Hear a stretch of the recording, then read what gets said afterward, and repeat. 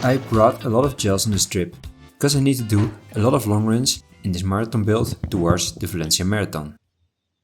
Today I went on a long run of 32 kilometers. I took 3 gels and 1 bottle of carbohydrate mix with me.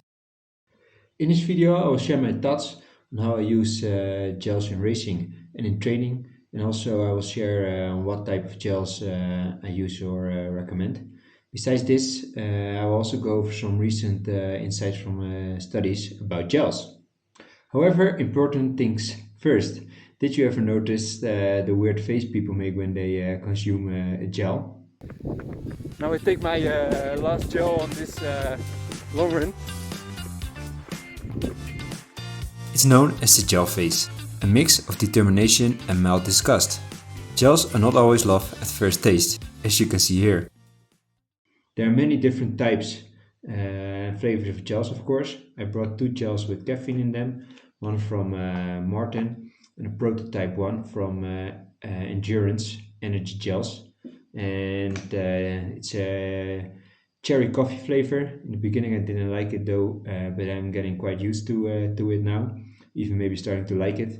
And I have more flavors from the energy gels from Endurance, the lemon flavor and the cherry flavor, both quite okay. However, you can make it very crazy with flavors. Good gels even made the maple bacon flavor. Could it be a good flavor, you think? I'm not sure. However, let me explain why I don't use Maurten gels all the time in my training.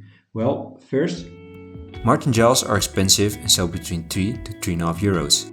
There are many other examples of gels to use. Now I use energy gels, for example, which sell for $1 each. they also follow the scientifically proven carbohydrate ratio of glucose to fructose from 1 to 0.8. So that's similar to Maurten. And a Maurten gel is that much better though. From this recently published study about the Maurten gels or the hydrogels as well, they are not that much better in performance. According to the study, see the link in the description, they perform almost similarly compared to other hydrogels. Time trial performance after hydrogel was 2% faster than a non-hydrogel. However, the biggest gain was already 5% faster with the gel compared to a placebo without a hydrocarbon. Also, according to the study, the Maurten gels give a little bit less of stomach problems. So, in that case, for racing, for example, and you want to avoid any risk, you could still stick with more expensive Maurten gels. Although I didn't have any digestive issues with the energy or cis gels that I used in the past as well. And last, in my opinion, it's also good to experiment with different type of gels. Some gels might work better for you, or you find the taste more pleasant, of course. So good to experiment with different gels as well while you are training for your marathon. Back to my long run and how I fueled it. I finished the 32 kilometers in 2 hours and 8 minutes, with 32 kilometers at 3:58 per kilometer average. Some 50-minute blocks at zone 2 heart rate in there, but a nice aerobic effort. I took a caffeine gel at 10 km and a regular gel at 15 and 25 km, with some water. In between at 5, 20 and 30 kilometers, I took some hydrocarb drink mix only. In my training, I don't fuel as much as during my race. However, I think it's still very important to do some carb loading during your long run as well. And the most important reasons are number one, you perform better on your long run when you carb load during the training as well. You recover a bit better from the long run. And second, I think you can also train the gut or the stomach with the digestion of the gels. So that's the second reason to use some carb loading during your long run. Now, how would I fuel a race? Timing the right amount of fuel is key. A study from the Netherlands about the psychological effects of gels during a marathon showed me something that I see or hear more often. That is that most people don't take a gel in the first 5 kilometers of the marathon. Here in the study, they asked 10 marathon runners about their fueling strategy, and only one starts at 5 km with something else, not a gel.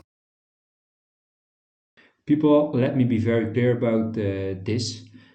I think it's very smart to take already a gel at 5 kilometers or even a bit sooner in the race. because early in the race, your body is still fresh and it's easier to absorb carbs. And beside that, after 32 kilometers or 20 miles, it starts to get less beneficial to take in extra carbs. Hydration is, of course, still important also in the late stages of the race. In a marathon, I consume a gel or most of the gel every 5 kilometers until 30 kilometers, and add some hydrocarb drink mix on top of that. At 35 kilometers, I might only take some drink mix and some water. For half marathon, I also take a caffeine gel at 5 kilometers to feel strong and not hit a wall before the end of the race. So the key takeaways of today's video are that you need to fuel early during your marathon. Timing of the fuel intake is key.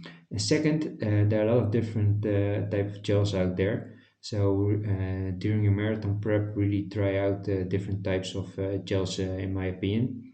I hope this video gave you some good insights and I hope you liked it. If you have any questions, drop them down below in the comments.